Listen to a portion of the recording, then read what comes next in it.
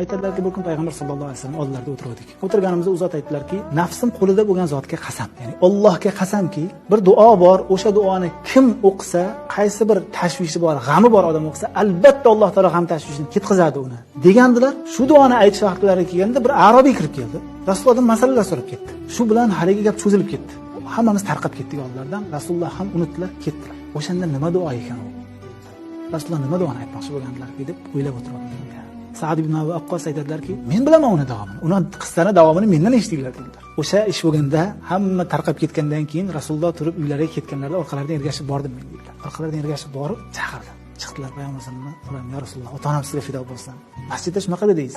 Bir duo o'rgataman, shu duoni kim aytsa, nima g'am tashvishi ketadi, albatta ketadi deb qasam ichib aytdingiz. Qaysi duoda? Ha, u birodarim Zunnun Yunusning duosi. La ilaha illa anta subhanaka inni kuntu minaz zolimin duosi deb aytadi.